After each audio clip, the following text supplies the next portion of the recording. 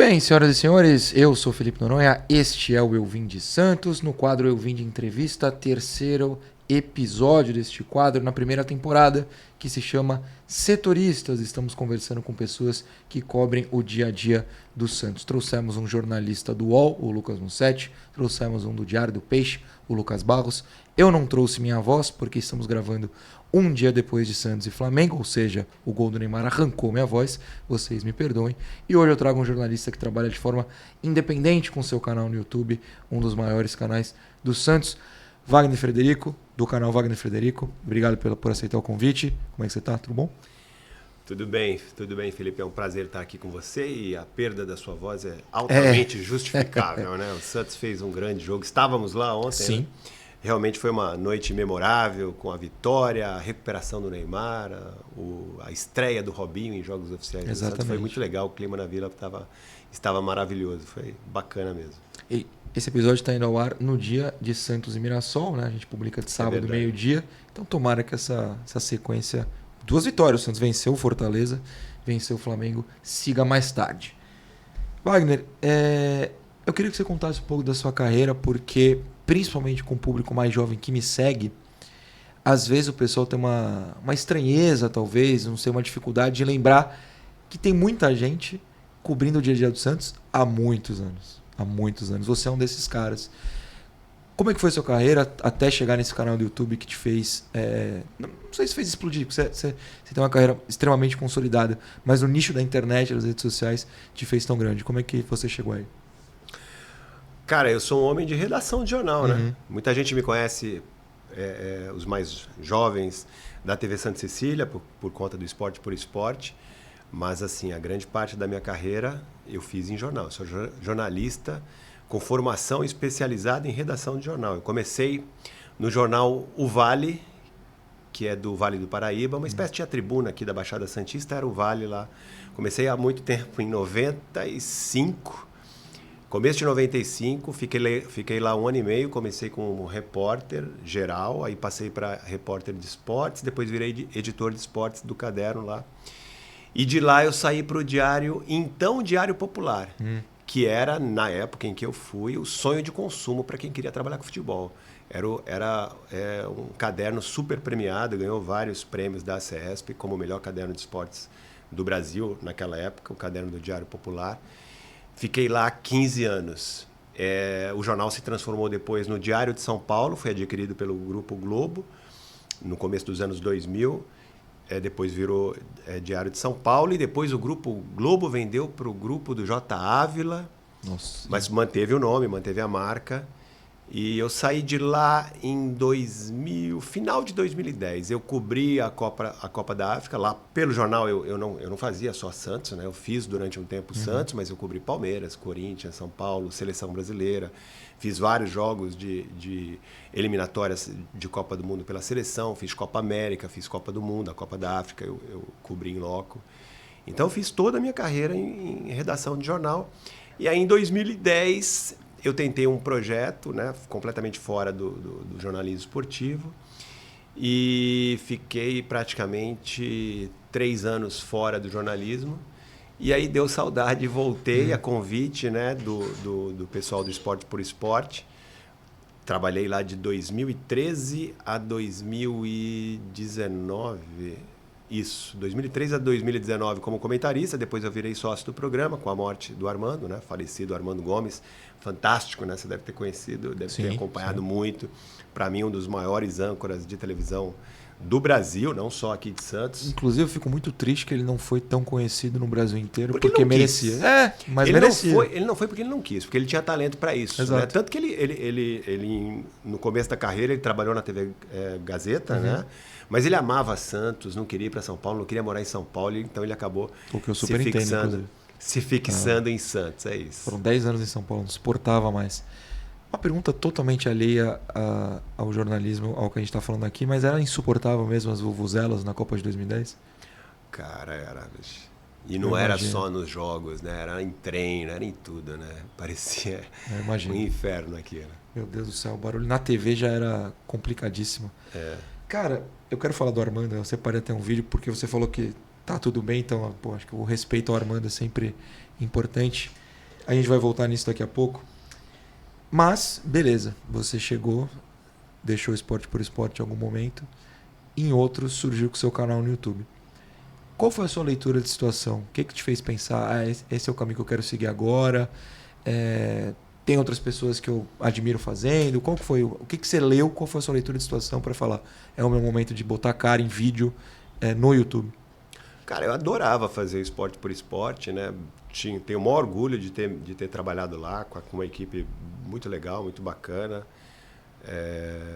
Tenho um grande respeito pelo programa, pelo Armando Gomes, pelo Vitor, né? Que hoje é um dos sócios lá, filho do Armando, ele não aparece muito, mas é um dos donos do programa. Enfim, tenho o maior respeito pelo Esporte por Esporte, só que tem uma hora, cara, eu não queria mais viver de outra coisa, eu queria viver do jornalismo, né?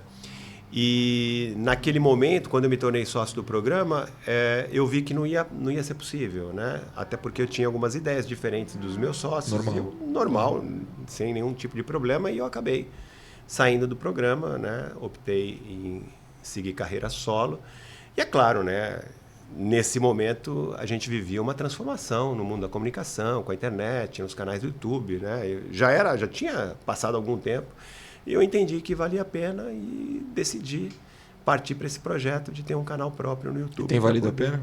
Eu vou perguntar quanto você ganha, pelo amor de Deus, mas até financeiramente e tal, vale a pena para você? Vale, eu consigo hoje dar... Você tem que trabalhar muito, né? Você sabe, opa. Né? Você sabe, a gente tem que trabalhar muito, você ganha de acordo com o que você produz, você sabe disso. Tem que suar bastante a camisa.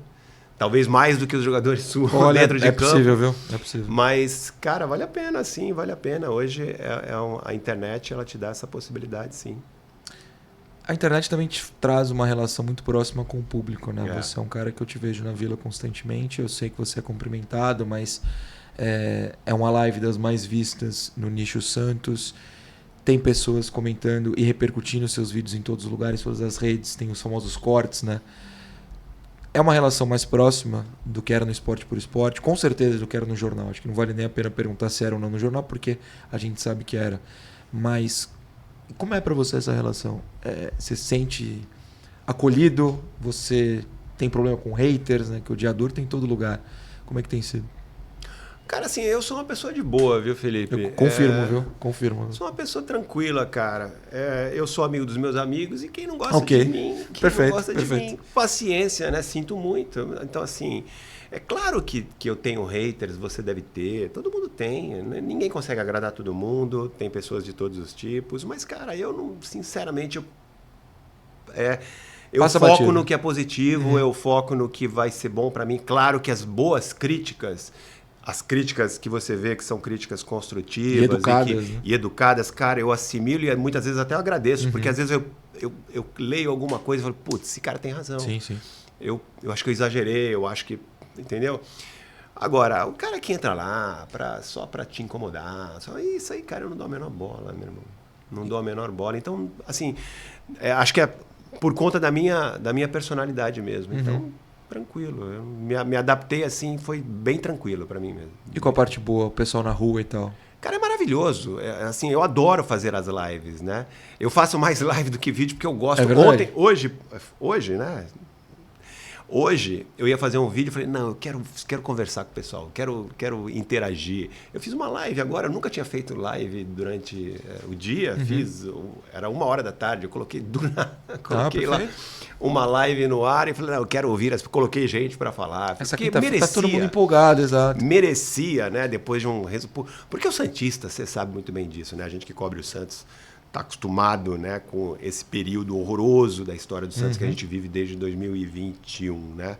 Desde aquela eliminação doída na final da Libertadores, né? Que o Santos tinha tudo ali para ganhar aquele título e por vários erros de jogadores, erros do técnico, do Cuca na época, enfim. Dali até a volta, né? O Santista sofreu demais e continua sofrendo porque o clube ainda vive, né, os resquícios da queda, certeza, né? Com certeza. De tudo que a queda provoca, né? E não foi só a queda, foram 3 anos de uma administração que jogou o futebol no lixo. A queda né? é consequência, a queda não foi A queda acaso. Foi consequência, exatamente. Foi uma queda que eu costumo dizer que foi construída. Construída, perfeito. né? A diretoria, encabeçada pelo Rueda, ela construiu uma queda. Foram 3 anos que o santista quer esquecer, tenho certeza disso. No YouTube, eu costumo dizer que tem linguagens específicas. Se você falar de um jeito, você vai atingir a criançada do jovem. Se você falar de outro, você vai atingir o adolescente, o 20 e poucos anos. Serve para adulto, serve para o pessoal mais velho. Você sente que atinge um público em específico no seu canal? Que tem um nicho ali de santistas que te assiste mais, ou você acha que é geral? Cara, eu só tenho como referência o meu próprio canal, né? Eu não sei qual é o não, perfil. para você mesmo, claro. Sim, eu sinto que eu atinjo um público mais velho, mas eu levo em consideração o fato de o torcedor do Santos ser, né? Então, justo. A torcida do Santos, ela é uma enorme torcida, é uma das maiores do Brasil. Tem e que se encontrou muito na internet também. Que se encontrou muito na internet, mas ela precisa de uma renovação, né? Você percebe, não sei, gostaria até que você falasse da tua experiência, mas assim, o YouTube te dá tudo, né? Sim, te dá ali os dados, estatísticas, os dados. E eu tenho um público acima dos 30 maior do que abaixo.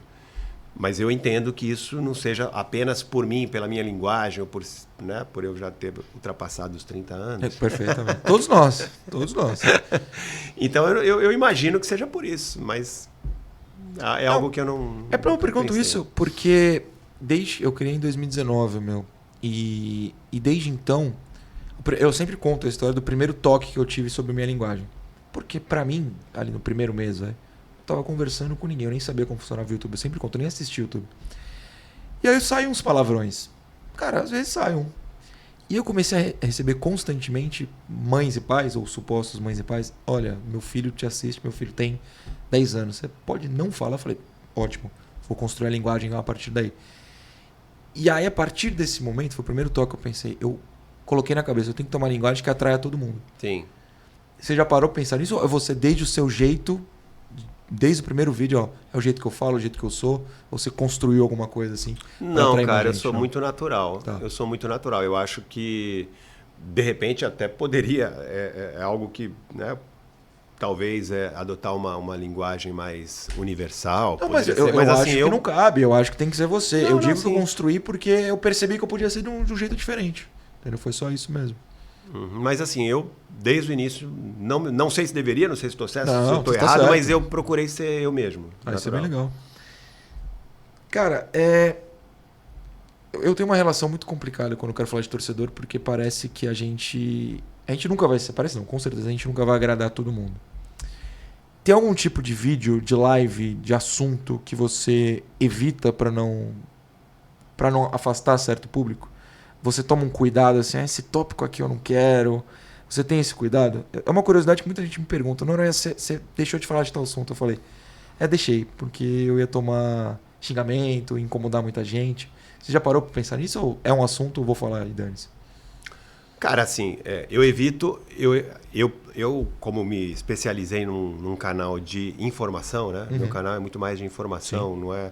Claro que eu comento, claro que eu analiso, né? Todo jornalista se propõe a isso, né? Comentarista. Eu não sou especialista, mas eu com tanta experiência no futebol, de cobertura de futebol, claro que você acaba, né, tendo aí uma leitura mais ampla do esporte, do futebol.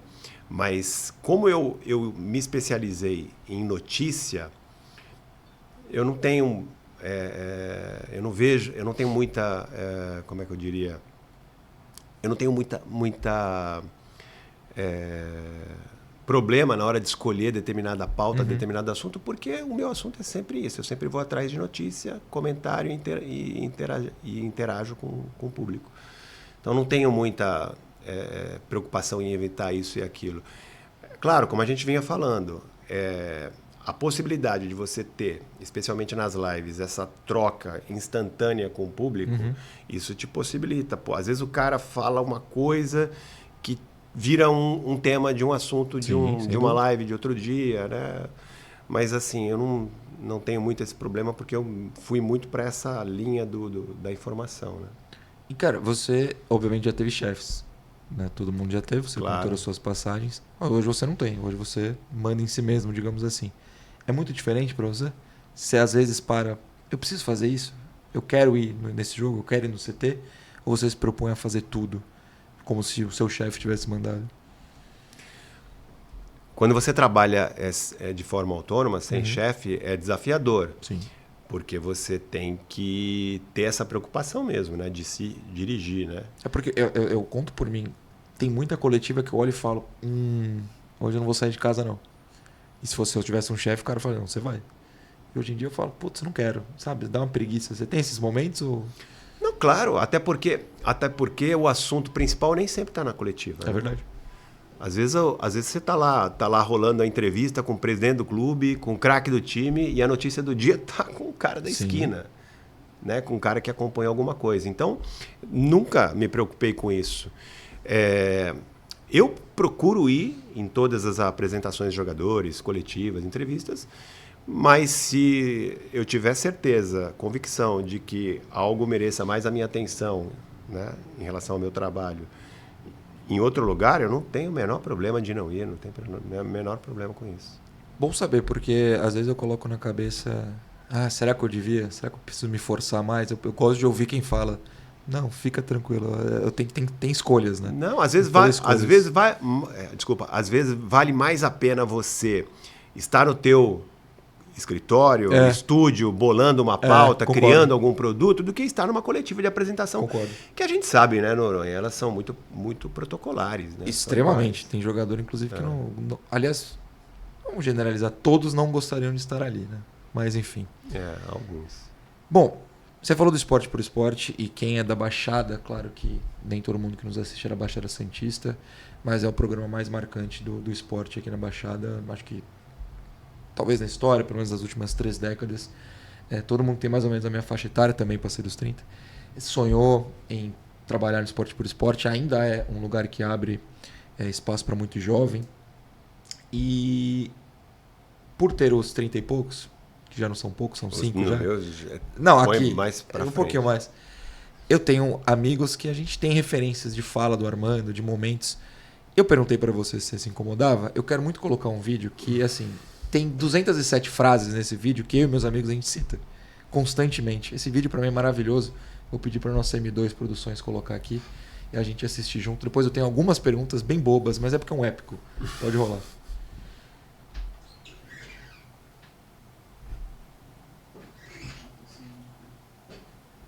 Só aquele pequeno problema, porque é ao vivo, a gente grava, edita, mas... Despeitado. Agora foi. O Laor é sim o melhor presidente que o Santos já teve de todas as épocas. O Santos Futebol Clube não teve outro presidente melhor do que Laor. Se o Laor é pangaré, o que você é, Armando Gomes? Que isso? Caia na real e deixe de ser puxa-saco de Marcelo Teixeira. Se fosse outra época, você rasgava esse meio. Você sim é um amigo mais do que puxa-saco de Milton Cobarde. Esse pegou pesado, hein? É o que Isso aqui? Como é que é? Não nada com nada. Ele colocou você. Ele levar mais pra você rasgar os e-mails. Se fosse outra época, você arrebentava e rasgava e-mail. Não dá pra rasgar os e-mails, porque não tem mais e-mail. Dá pra mim quebrar o computador. Que isso? Aí não dá. Hã? Ele fala de mim. Ele cita, Marcelo não é candidato. Ele está citando Marcelo Teixeira não é candidato. Ele está citando também o senhor Milton Teixeira aqui também. Milton Teixeira faleceu há 2 anos, foi um grande presidente do Conselho e da própria diretoria. Que mais que essa bicha quer? Deixa eu ver o que ele quer. Que bichana terrível. Samir Jorge, filho da cidade náutica em São Vicente. Mas se da cidade náutica em São Vicente, como é que ele liga com o prefixo de Santos? O telefone aqui é 3222, né? O prefixo. Esse prefixo, Armando, não é da cidade náutica. Esse prefixo é da Encruzilhada, Boqueirão. Mas ele está falando que é da cidade náutica. Então tem coisa errada aí. Como cidade náutica. É mais um daqueles. Ele é mentiroso. Mentiroso. Mente, fala um monte de bobagem. O e-mail dele vai... Esse aqui... Não, pera um pouquinho. Esse aqui é o computador dele. Que é isso? Que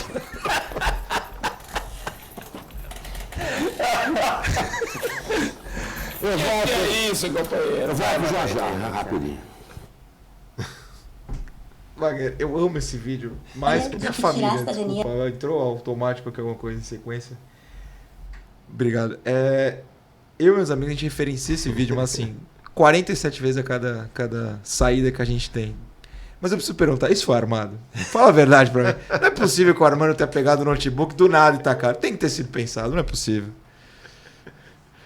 O Armando era um artista. É um artista, é um artista. O Armando era um artista. O Armando era, além de um excelente apresentador, de um cara de um carisma espetacular. Impressionante, cara, impressionante. Né? Ele era um artista, ele era uma figura. Você vê que o pessoal ali estava provocando, né? Eu provoquei, o pessoal... Não, peraí, se não é possível que você tenha ouvido o telefone 30, sei lá o quê, não, esse é encruzilhada. Não tem como, não é possível. Não, prefixo, né? Então, não, você sabe... porque eu morei na encruzilhada. Olha, eu morei na encruzilhada. A época... Não morava. Confundindo os tempos. Já morava em outro lugar. Mas eu morei na encruzilhada, por isso que eu lembrava. Só que eu confundi encruzilhada com boqueirão. Boqueirão Já não tem nada a ver, sim. né? Foi por isso. Mas o pessoal estava provocando ali. Tudo. O Armando era genial, né, cara? Com certeza. O Armando era genial. Mas ele tinha uma turminha também que pilhava, né? Com certeza que também. falava, né? Cara, isso aí é pré-redes sociais, como a gente conhece hoje em dia. Sim. Mas já tinha um e-mail. Ele estava lendo e-mail. Sim. Tinha o pessoal mandava as coisas ali dando uma provocação. Porque no começo, para quem não sabe, né, para quem é mais novo, as perguntas chegavam... Eu não sou dessa época, tá? Eu cheguei já com um computador. Mas antes, as perguntas chegavam por telefone. As pessoas ligavam lá pro programa, passava a pergunta, a produção anotava num papel, entregava pro Armando e ele ia lendo, né? E aí as perguntas que ele não gostava, ele rasgava o papel, né? Se ele não gostasse de alguma pergunta, de alguma crítica, ele simplesmente rasgava no ar, né? Isso.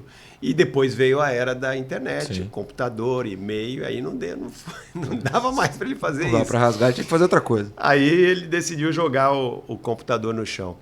Cara, você perguntou para mim se foi armado. Eu tive que perguntar. Cara, eu não sei se foi armado, mas teve ali, né, alguma coisa que já premeditada. Fantástico. Eu diria, premeditada. Cara, acho que no final ele exagerou um pouquinho. Não, pra mim é perfeito. Pra mim ele foi perfeito. Existe hoje toda aquela história de cancelamento, né, nas redes. Você acha que o Armando duraria quanto tempo nessa era? Ou ele ia falar, ninguém me cancela, eu sou o Armando Gomes. Porque eu acho que ia ser assim. Ele ia falar umas coisas, tipo ele falou aqui, a bichana terrível que ele fala. Se ele fala isso na internet hoje, iam cair em cima. Mas eu acho que o Armando é tão forte que ele se bancaria, cara. Eu acho que o Armando, ele tinha um carisma tão grande, que ele superou isso. Porque ele não faz tanto tempo assim. Até 2019 ele era apresentador do Esporte por Esporte. Entendeu? E já vivíamos na era da internet. Né? Você já tinha canal do YouTube? Sim, eu criei em 2019. Então, não é tão velho assim. O Armando, tem pessoas que elas criam uma identidade tão forte, uma marca, que algumas coisas que saem delas soam diferente se fosse uma outra pessoa, como eu, como você, ótimo, entendeu? Fazia parte da caricatura do Armando. O Armando era uma caricatura, né? O Armando era um profissional assim que já tinha criado uma imagem tão forte, então lhe era permitido isso. Eu acho que ele estaria hoje trabalhando do mesmo jeito, cara. A linha do limite dele é outra, né? Eu acho que você fez a pergunta, eu acho que ele estaria hoje trabalhando do mesmo jeito. Talvez ali, evitando uma coisinha aqui, outra ali, né? Se policiando um pouquinho mais, mas ele não deixaria de ser o Armando. Fantástico. Não deixaria. Tem alguma outra história que você lembra assim rapidinho dessa época? Porque o Esporte por Esporte, repito, é algo que marcou muitas gerações, né? Não é uma geração, não são duas. Meu pai via, eu via. Tenho amigos 10 anos mais jovens que viam. O Edu Jardim, que trabalha comigo, participou do Esporte por Esporte. Ele é 10 anos mais novo que eu. Então, assim, marcou muitas gerações. Tem alguma história que venha na sua cabeça assim, rapidinho? Cara, o Armando, ele era amado. Até para quem... Parece um paradoxo que eu vou falar, mas quem ele odiava, era amado amava. Até por quem o odiava. Sim. Porque, tirando exemplo desse vídeo, eu soube depois, por coincidência, por um amigo que me contou que quem mandou o e-mail, quem mandou essa mensagem provocando, né, fazia isso constantemente e se divertia, adorava fazer aquilo. Era um corintiano que mandava as perguntas para... Mas era um cara que não perdia. Inclusive, esse meu amigo que me contou também é corintiano. E também adorava o Armando Gomes. Então, ele atingia todos os públicos, todas as torcidas, por isso que o programa era um enorme sucesso na época dele, né? Ele era um cara que não tinha barreiras, né? E ele era amado também pelas crianças. Sim. Né? Mesmo falando os palavrões, né? Mesmo com todo aquele jeitão dele.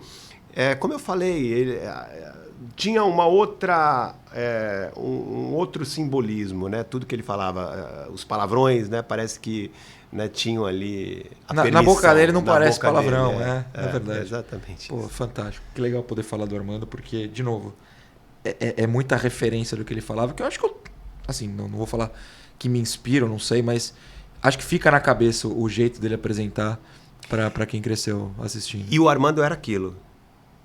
No dia a dia. Você ia no restaurante de madrugada, ele era aquilo. Cara, se você me perguntar o que você tem mais saudade do Esporte por favor. Esporte com o Armando Gomes, né? Da era do Armando Gomes, que eu comecei a trabalhar lá em 2013, 2014, acho que 2013, e eu fiquei até 2019 trabalhando com o Armando Gomes. E, cara, era uma delícia. Cara, era uma delícia sentar naquela mesa, porque você se divertia do início ao fim. Se divertia durante o programa e se divertia, sobretudo, nos intervalos. Olha. O Armando Gomes, ele cansei de sair, né? Para jantar depois do programa. Eu espero que sim, porque ele sempre falou que depois do programa vocês saíam pra era jantar. verdade, aquilo que ele falava era ele mesmo. Ele é um cara que adorava a noite, ele era boêmio, saía de lá, ia para os restaurantes. E era uma companhia super agradável. Era um cara que contava 10 vezes a mesma piada e ele era tão bom, tão engraçado que você ria nas 10 vezes, porque você não ria da piada, você ria do jeito dele contar. Ele era realmente fantástico. E, ao mesmo tempo, ele era uma pessoa... como eu vou dizer? Ele transmitia uma ingenuidade, né? Você perguntou de alguma passagem interessante. Eu vi, eu testemunhei, cara. Ele teve... A gente tinha um anunciante lá, que existe até hoje, não lá no programa, mas a empresa, a Casa Branca School, né? Que é uma escola de inglês aqui, bilíngue, uma escola bilíngue e também uma escola de idiomas super conhecida aqui em Santos, né? E ela patrocinava o programa. E um dia, uma das diretoras da escola esteve lá para ser entrevistada, né? Pelo Armando. E aí ela falou do método da escola, tudo. Cara, ele duvidava do método, questionava. Imagina o patrocinador, quem está pagando o programa. Não, mas isso não é possível, não acredito nisso. Cara, porque ele tinha uma pureza, uma instantaneidade, ele era espontâneo, ele era... Isso que eu acho que ajudava a fazer do Armando todo o sucesso que ele foi. Fantástico. Que legal ouvir do Armando, porque... Fico até triste pela nova geração que não pôde acompanhar, porque era bom demais. Era muito legal. Wagner, pós-esporte por esporte, como a gente falou, você está no YouTube até hoje e você, como acabou de descrever, é um cara que traz a notícia. Você traz a apuração.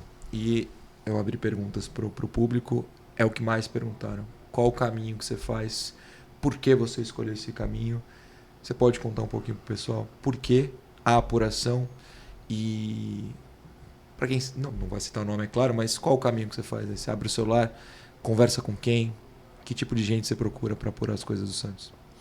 Cara, para mim foi um caminho natural da escolha dessa linha do meu canal, porque é da minha formação, né? Eu fiz jornalismo para trabalhar em redação e eu sempre fui repórter, né?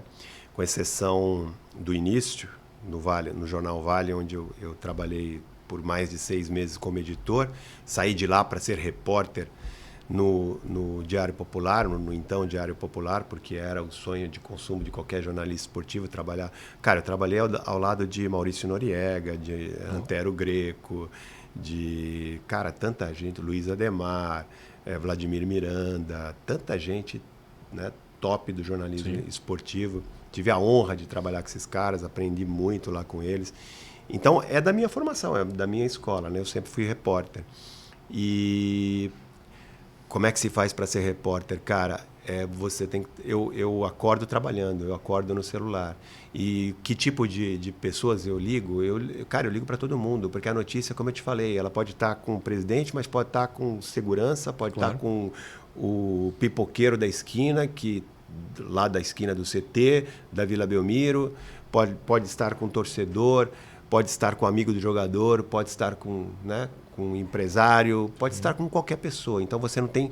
Primeira regra, você não tem que ter preconceito e você tem que ter relação com todas as pessoas. Ter relação é ter contato, né?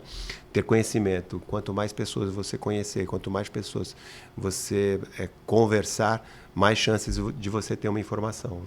Mas quem não é jornalista, quem nos assiste, tem muita dúvida. Vamos fingir que eu sou uma fonte aqui. Eu trabalho no Santos e, cara, eu sou sua fonte. Como é que você começa a conversar comigo? O que você fala para isso aqui vai ser boa? Como é que você me aborda? Você me chama para um café? Você manda uma mensagem? Como é que é a sua abordagem? Assim? As coisas acontecem de forma natural, né? Você faz o contato ou pela primeira vez num telefonema ou num encontro, você acaba conhecendo a pessoa, num encontro numa coletiva, num evento do clube ou fora, enfim, você acaba fazendo o primeiro contato e de lá você estabelece. É uma relação clara, a pessoa sabe que você é profissional, que é o teu trabalho, que você precisa de informação. E eu sempre deixo isso claro, né? É uma relação profissional.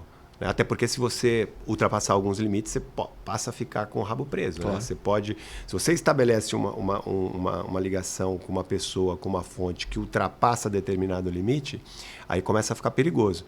Eu sempre faço questão de deixar claro que ali é uma relação profissional. E também é de interesse do clube ou de qualquer instituição transmitir informação. Sim. Claro que eles querem transmitir a informação que são... As positivas é isso.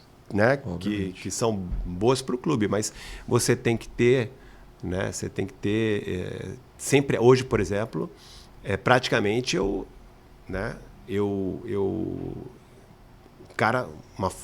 dirigente praticamente me pediu para dar entrevista, entendeu? Porque eles querem falar também, eles querem aparecer. E aí você vai lidando com isso, né? São jogos de interesse, cara. O cara quer dar entrevista, o cara quer aparecer, e você, né? É assim, não tem uma fórmula mágica. O que é super importante, o que é fundamental é você ter contato com todo mundo, você ter o maior conhecimento das pessoas que estão ali, de alguma forma, influenciando na vida do clube. E quando eu falo das pessoas que estão influenciando na vida do clube, eu não estou me referindo apenas a dirigentes, a jogadores, é todo mundo, cara, todo mundo. Às vezes a informação está na telefonista, sem falar, não estou falando de nenhum profissional específico, mas é isso, né? Às vezes está ali, no cara que... É o cara que observa. Vou falar quem, mas... Você fatalmente já passou por isso, sei lá, um jogador a fazer um exame, um encontro em restaurante, uma clínica, passou na guarita, o cara da guarita viu, manda uma mensagem, não é, você não sabe. E você vai falar, você não vai acreditar 100%, mas você vai tentar descobrir se é verdade, né? Ela pode vir de qualquer lugar, essa informação. E muitas vezes também a notícia chega até você, né? Sim. Porque você fica já uma pessoa conhecida ali do dia a dia do clube, e o cara liga para você e fala, conta, tô sabendo disso aqui, entendeu? Às vezes é interesse também. Às vezes um dirigente tem interesse de divulgar aquela informação. Porque os dirigentes, eles têm opiniões diferentes. Claro. Às vezes o dirigente A, ele quer alguma... um exemplo, vou dar um exemplo aqui. Às vezes o dirigente acha que tem que contratar um jogador, um zagueiro, vamos lá. Ele tá certo. Tô brincando. Mas só um exemplo aqui, mas cabe, né? Para nossa realidade, cabe. Então, às vezes tem lá o dirigente que acha que o Santos precisa contratar o zagueiro, o outro acha que não, entendeu? E aí ele passa uma informação que acaba contribuindo para a ideia dele. Sim, claro. Então, cara, é um círculo que acaba sendo natural, né? Das informações. Da apuração. Quando você trabalhava no diário, em outros lugares antigamente, você ia nos clubes. Você falou que cobriu diversos clubes. Sim. O quão diferente era poder ir aos clubes no dia a dia, assistir treino, do que é para hoje? Dificulta mais essa relação com as pessoas? Porque hoje ninguém entra no Santos, né? Inclusive tem uma pergunta épica sua pro Galo em 2023 falando isso. Antigamente todo mundo entrava nos clubes, a gente podia ver treino. Hoje não pode ver nada, a gente não sabe o que está acontecendo. Eu acho que assim, é uma posição um pouco polêmica, a minha. Eu vejo que assim, a maioria dos colegas pensa igual, mas ninguém dá muita bola. Mas, cara, eu acho que é péssimo para os clubes essa nova mentalidade de fechamento. Eu concordo. De você transformar a notícia do clube em algo tão produzido, fabricado, né? Não tem coisa pior, cara. Não tem coisa pior do que a informação que vem de forma oficial. Sim. Cara, não tem realidade nenhuma ali. Nenhuma, zero. Todo jogador Zero. contratado é gênio. Você vê as entrevistas, com todo respeito ao pessoal da assessoria de imprensa, que está ali fazendo o trabalho deles, né? Mas é péssimo, é péssimo. Primeiro porque os clubes precisam aparecer. Sim. Os clubes vivem de patrocínio. Então, quanto mais expostos, mais abertos, quanto mais o patrocinador aparecer no outdoor lá do CT, nas placas, né, na camisa do jogador. Exato. Quanto mais a imprensa tiver liberdade de acompanhar um treinamento, mais conteúdo vai ter no teu canal, no meu canal, no Jornal A, no Jornal B, na TV, no rádio, mais os patrocinadores vão aparecer. Sim. E outra, cara, isso serve também, a presença da imprensa é importante também para ser uma espécie de fiscalizador do trabalho dos caras, né? Porque muitas vezes o dirigente que está lá sentado na cadeira lá da empresa dele ou do clube, em qualquer lugar longe do CT, não tem o conhecimento exato do que acontece lá dentro. Às vezes o cara lá, o presidente do clube, ele está lá sentado lá na cadeira dele. Falei presidente, pode ser o dirigente, qualquer um. O diretor, que naquele dia não pôde ir ao treino, mas certamente ele vai deixar de testemunhar alguma coisa que ele deveria saber e não vai ficar sabendo porque acaba... O mundo do CT, cara, é um mundo à parte. É um mundo fechado entre jogadores e técnico e aquilo vira uma panela. Sim. É um protegendo o outro contra o resto do clube. Entendeu? E o pessoal da assessoria que trabalha dentro do CT acaba fazendo parte dessa panela. Sim. É uma maneira também de se autoproteger, porque protege o emprego dele. Claro. Porque se ele se dá bem com o jogador, se ele está protegido ali, né? Se ele se dá bem com o técnico, se ele ganha o apoio desses caras, então ele é o funcionário perfeito. Mas nem sempre o que é bom para o técnico, o que é bom para o jogador, é bom para o clube. Né? Sim. Porque, um exemplo, será que foi bom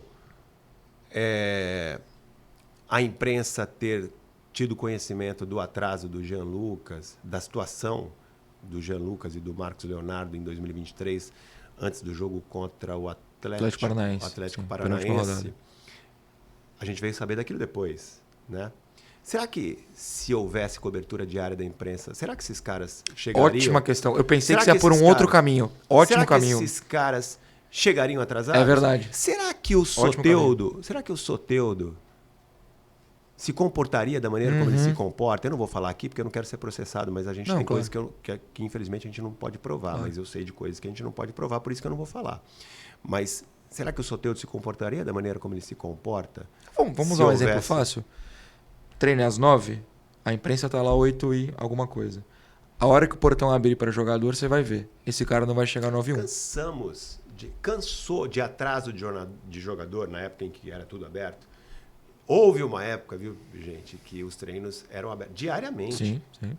Diariamente. O que hoje é uma raríssima exceção de abrirem E que não eram 15 minutinhos. Era o treino. E que não é abertura coisa nenhuma. Exato. Não existe, na verdade, não existe abertura nenhuma. Né? Antigamente, cara, você ficava no treino do início ao fim. Minto, você chegava antes que todo mundo. A imprensa, primeiro chegava a imprensa, depois chegava o técnico, depois chegavam os jogadores. Era assim. Claro. Né? Então, o trabalho do técnico e do jogador, não só o trabalho, mas o comportamento deles era acompanhado do início ao fim. Será que isso é ruim para o clube? Tenho certeza Será que que não. isso é realmente ruim para o clube? E a gente não está colocando aqui o jornalista como herói. Está colocando como uma peça que o clube pode utilizar Porque se ele tá lá para ver isso, é do interesse do clube que o cara não chega atrasado.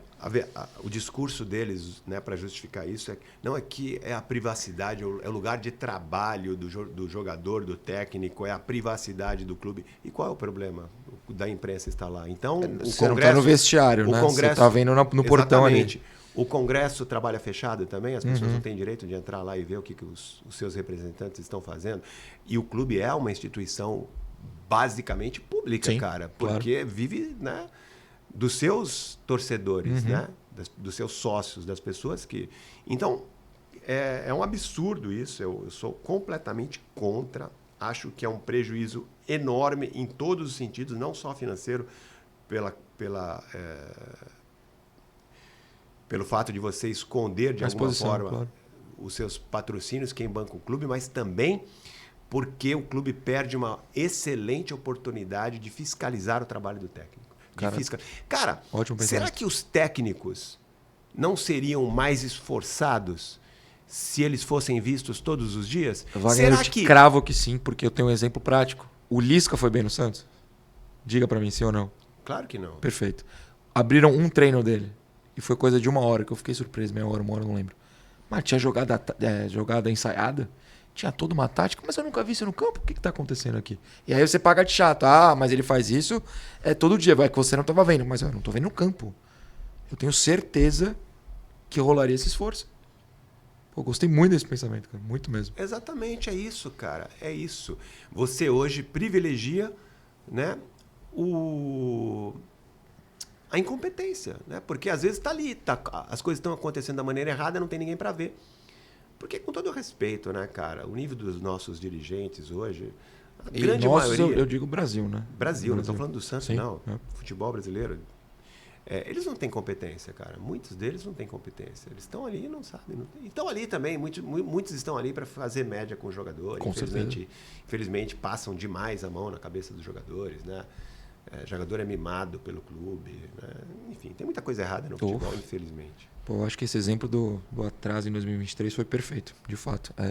Com certeza a gente faria plantão na porta do CT na hora da volta, pós-almoço. Perfeitamente. Sabendo que tem lá a imprensa acompanhando, né? E ainda mais hoje, que tudo é instantâneo. Exato, né? É um mundo das câmeras. Exatamente. Não tem ali, acabou, já está lá, já está rolando. Isso. Não tem como.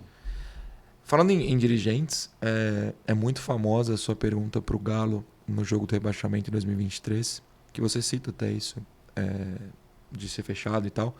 Mas é muito famosa e o torcedor gosta e te respeita muito também por isso, por N motivos mais nessa questão. Porque é raro hoje em dia a gente ver...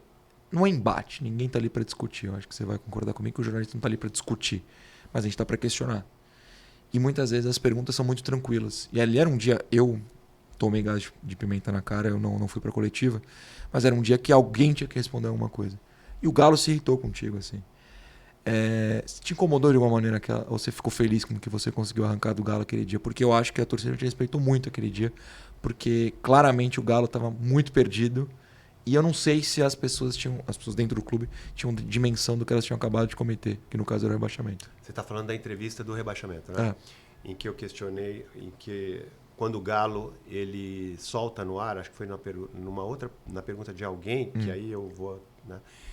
Ele solta no ar que muita coisa errada. Exato, muito vazamento. Muito vazamento. Muita coisa errada, ele fala, né? Muita coisa errada, muita coisa ruim, vocês não têm ideia, vocês não têm ideia. Isso. Aí eu venho a minha pergunta e eu falo, mas peraí, o time já foi rebaixado. Ele fala o seguinte, teve lesão que vocês noticiaram antes de eu saber. Foi a lesão que eu noticiei. Exatamente. E isso me incomodou. Que é a do Morelos, correto? A lesão do Morelos. A reação que eu tive é assim, meu Deus, estamos perdidos. Né? Quando eu falo estamos, né? O futebol. Né? Porque quando você tem um dirigente que acha que o time foi rebaixado por ocorrências como a de um vazamento de uma lesão de um jogador, aí nós estamos perdidos. Exatamente. Aí nós estamos perdidos. O cara tem que se preocupar se o trabalho do técnico está sendo bem feito, se os jogadores estão treinando do jeito que deveriam treinar. Se estão em forma, se estamos no Morelos aqui, se estão em forma física decente para jogar. Se estão em forma física decente para jogar, se as contratações são bem feitas, se o clube está pagando os salários em dia. Cara, essa tem que ser a preocupação do cara que está comandando um departamento de futebol. Não Cara, quando ele fala que coisas terríveis estavam acontecendo, e aí ele cita o exemplo do vazamento. Cara, isso não tem representação absolutamente nenhuma. Zero. Cara, zero. E daí que eu soube... porque ele falou, como é que pode saiu na imprensa o resultado do exame do Morelos antes do treinador saber? Cara, que prejuízo que isso trouxe para o clube. Vamos lá, que prejuízo que isso trouxe para o clube. O Moraes não jogou mais ou menos por causa disso, posso garantir. Cara, jogador machucado tem toda semana, Exato. meu amigo. É normal no futebol. O jogador se machuca, não vai poder jogar. Qual é o problema? Né? Qual é o problema? Não tem problema nenhum. O problema é o time mal treinado. O problema é a contratação mal feita. O problema é o técnico ruim. Isso que é problema. E aí o cara vem citar isso. O problema é o jogador que chega atrasado. O problema é o jogador que chega embriagado. Né? Isso é problema. É com isso que ele deveria estar preocupado. Né? O problema é a negociação do bicho, se foi bem feita, das premiações. Né? Isso que é problema. Agora, um vazamento de um resultado de um exame que... Aí eu falei, meu Deus do céu, olha quem está aí. Olha o nível. Olha onde o futebol está. Nas mãos de quem, né? Lamentável. Inclusive, semana passada, retrasada, foi demitido do Botafogo da Paraíba, que com todo respeito ao Botafogo da Paraíba, esse é o nível do Galo.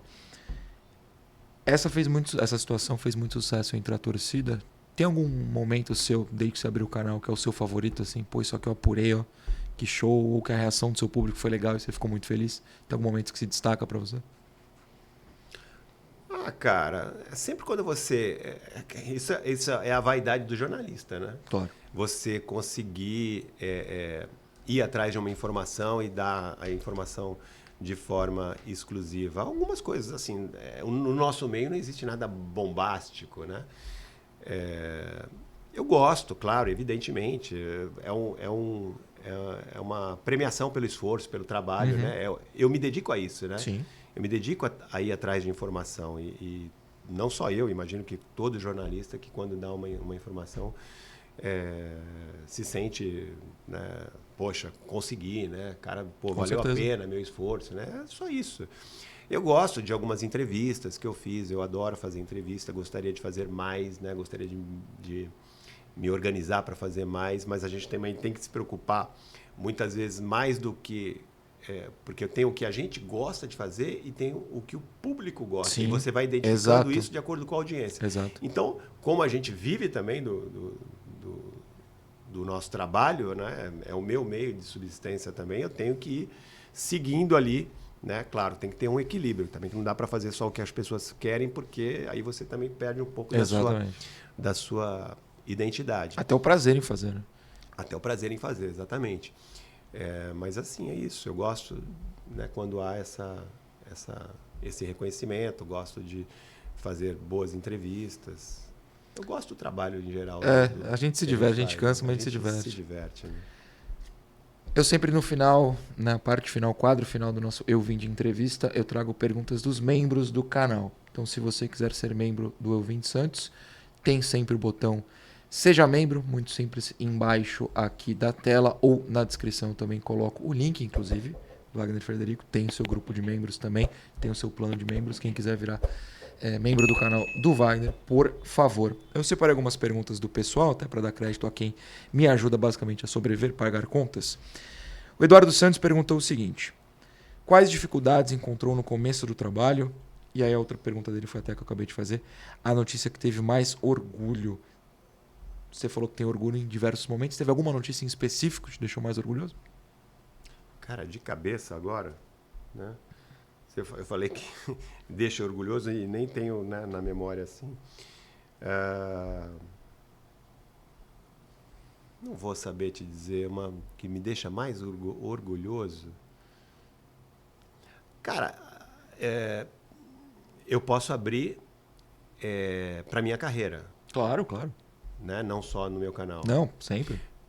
Eu acho que a notícia, e tem a ver com o Santos, Eu estava, à época, cobrindo o Santos pelo Diário de São Paulo. Eu tenho muito orgulho disso, porque quando você percebe que, de alguma maneira, você consegue influenciar positivamente, Você lembra em 2004, quando o Santos estava disputando o Campeonato Brasileiro, Sim. ali brigando, disputando, ali correndo atrás do Atlético Paranaense? Teve o caso do sequestro da mãe do Robinho, e aí isso prejudicou o clube, o Robinho ficou sem jogar, e aí o Robinho volta, e o Santos estava ali tentando pegar o Atlético Paranaense, que era o líder do campeonato. No final do Santos consegue ultrapassar o Atlético Paranaense. Só que durante aquela luta do Santos para alcançar o Atlético Paranaense, o Santos sofreu muito com perda de mando de jogos. Era só em São José do Rio Preto. O Santos sofreu muito com gols anulados do David. Na época David, pelo menos 10. Na época não tinha VAR. Sim. Né? E o Santos estava ali patinando muito por conta disso, perdendo o mando de jogo. Atirava um copo na Vila Belmiro e já perdia por 3 jogos. Né? E aí, logo depois, acho que numa segunda-feira depois de um jogo, em que o Santos havia recebido uma nova punição por terem jogado um objeto lá no gramado. Acho que foi um copo d'água mesmo que jogaram, um copinho plástico lá. Que voava de chinelo e copo naquela época, meu amigo. Acho que era a 3ª ou 4ª punição seguida do Santos, né? Aí eu liguei pro antigo gerente jurídico do Santos, falecido, Antônio Melo? Mário Melo. Falecido Mário Melo. Eu liguei para ele e liguei por um outro assunto para saber de um julgamento de um jogador que tinha sido expulso, ia ter o julgamento. E aí toquei nesse assunto. Pô, de novo, foi divulgado pela CBF que de novo o Santos perdeu mais um mando de jogo, né? Aí ele disse, pois é. Eu falei, pô, Mário Melo, desculpa, mas vocês não têm aí um sistema de monitoramento? Porque a CBF... Quando o clube identifica o autor, né, e identifica e faz todo um processo de você fazer a ocorrência no posto policial lá do estádio, todo jogo tem um posto policial ali, quando o clube identifica, faz a identificação da pessoa, comunica o árbitro coloca na súmula, por regra, a CBF não pune o clube. É verdade. Aí eu perguntei a ele, vocês não têm um sistema de câmera para identificar as pessoas, para parar de acontecer isso? E não tinha. Aí ele falou para mim, temos. Pô, e caramba, que sistema é esse que não identificou o cara? Identificamos. Pô, identificou e não relatou no posto, não fez a ocorrência, não relatou para o árbitro? Fizemos a ocorrência, relatamos. Ué! Aí eu fui conferir na súmula, naquela época, você tinha que pesquisar, né, na CBF. Sim. Aí eu fui lá, pesquisei e estava lá. Que em determinado momento do jogo, tal fulano de tal, atirou acho que era o copo mesmo, no gramado. Estava lá, na súmula, e estava o boletim. Eles fizeram o boletim da ocorrência no posto policial. Tava tudo, o Santos fez tudo o que tinha que fazer. Aí eu falei, como é que o Santos foi punido, Mário Melo? Aí ele começou, não sei, coisas do futebol, de bastidores do futebol. Ué, e vocês não reclamam, não vão fazer nada? Não sei o quê, depois a gente começa a ser perseguido pela CBF. Aí eu, como é que é? Você pode, por favor, mandar para mim essa cópia do boletim? Aí ele mandou. Aí eu liguei para o Luiz Sveiter, que era o então presidente do STJD. Liguei para ele e falei. Ele me atendeu, liguei no celular. E ligar é ligar mesmo, não é mandar zap, não. Não, é ligar. Naquela época não tinha zap, né? Exato. Em 2004 não tinha. Não, para pontuar para o pessoal, você tem que falar com a pessoa. Liguei no celular dele. Liguei no número de celular dele. Liguei, ele me atendeu de pronto. Aí eu falei, boa tarde. Liguei da redação do jornal. Falei, boa tarde, Luiz Sveiter, tudo bem? Aqui é Wagner Frederico, do Diário de São Paulo, blá, blá, blá, blá. Estou ligando para saber, o Santos foi punido de novo, né? Sim, você não viu? Foi punido, não sei o quê. Falei, por quê? Pô, você não viu? Jogaram lá um copo d'água, não sei o quê. É mesmo. O Botafogo também, né? Aconteceu isso e não foi punido. Porque lá eles identificaram, tem que fazer isso. Eu falei, tá. E o Santos foi punido por quê? Pô, vou repetir. Jogaram lá o copo. Eu falei, não, eu estou estranhando porque eu estou aqui olhando para a súmula, que está aí na CBF, você pode confirmar também, e está relatado pelo árbitro na súmula, que a pessoa foi identificada, que a pessoa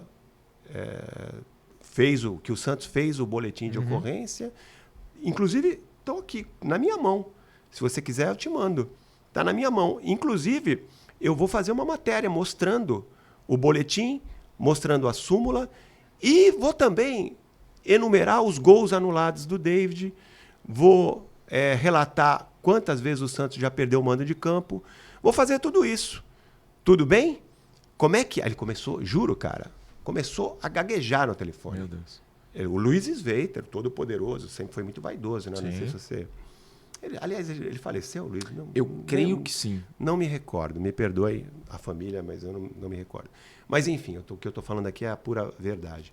Ele começou a gaguejar no telefone e aí eu disse, não, então eu vou verificar, vou olhar para ver se houve algum erro, não sei o quê.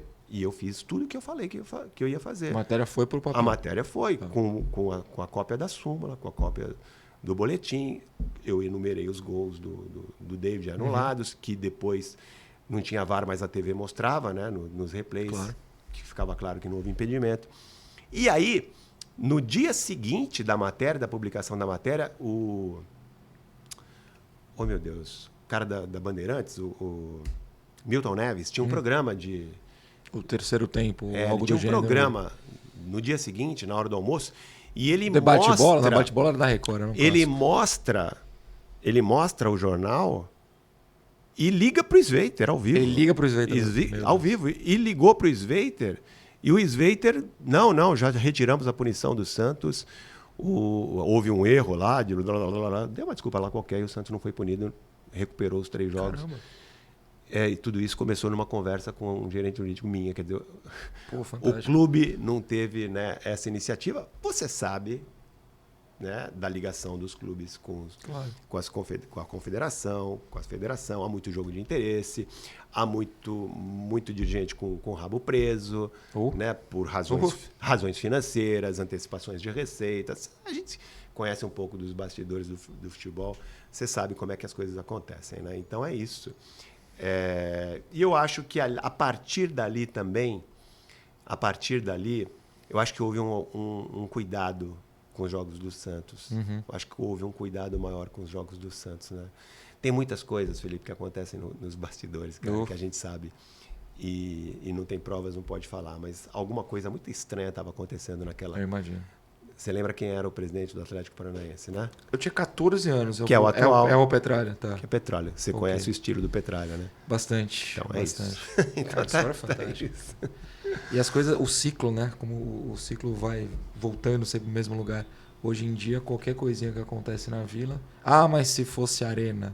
Como se aqui na Vila, tudo que acontece fosse mais criminoso que em outros lugares. Eu acho curioso. Mas enfim, ótima história. Não tinha a menor ideia. Desculpa ter me alongado não, aí, porque é uma pelo história contrário, longa. muito obrigado, porque é uma história que eu não sabia e que é fantástica. O Matheus Barco, ele pergunta, você citou durante que o setorista acorda trabalhando. Então ele faz uma pergunta muito pessoal. Quando você tem tempo livre, o que você faz na sua vida? Porque o pessoal tem a impressão que a gente acorda, tá ligando para alguém, tá no almoço, tá vendo concorrência, sei lá, tá gravando à tarde, à noite tá no jogo. Você tem tempo livre, o que você gosta de fazer? Cara, essa é uma vantagem e desvantagem do mundo moderno, né? Hoje você carrega o celular, que é tudo teu, Sim. né? Ela Inclusive, tem tudo. Estamos aqui. E é o meu objeto de trabalho. Então, enquanto eu posso ir a uma academia, eu posso passear na praia, eu posso ir... Mas eu tô sempre ali de alerta ligado. Eu nunca me desligo. Quando o Al Hilal rescindiu o contrato do Neymar, a gente sabia que ele vinha, mas enfim, tava ali. Eu gravo um vídeo durante o meu futebolzinho de segunda. Sou eu na rede apoiado, porque a gente tá aí, tá ligado? o tempo Claro, inteiro. evidentemente. É isso aí, cara. Jornalista é isso, né? Porque a notícia não tem hora para acontecer, né, Exatamente. cara? É uma das primeiras coisas que você aprende na faculdade. Então não tem essa, cara. Você pode estar num restaurante, você pode estar correndo na praia. Se você é jornalista e tem interesse, né, quer divulgar, você tem que divulgar, cara. E é a tua obrigação. A gente que cobre o Santos, imagina. Eu tô lá almoçando, caiu o técnico, o Neymar foi vendido, ou o Messi foi contratado, eu vou simplesmente esquecer. Não, eu vou ali e vou divulgar a informação de alguma maneira. Né? Tem alguma coisa que você mais gosta de fazer? Não sei, viagem? Você gosta de viajar? Cara, eu amo viajar, meu irmão. Minha paixão. Eu ainda quero ter um canal de viagem. Pô, show. Eu ainda Ele quero é um ter um canal de espectador. viagem. Eu quero. Não sei se eu tenho muita competência para isso. Não sei se eu... Mas assim, eu amo viajar e eu adoraria poder viajar. Tenho aí, né, um projeto ainda que está embrionário ainda, mas quem sabe um dia eu consiga realizar. Torço para que dê certo.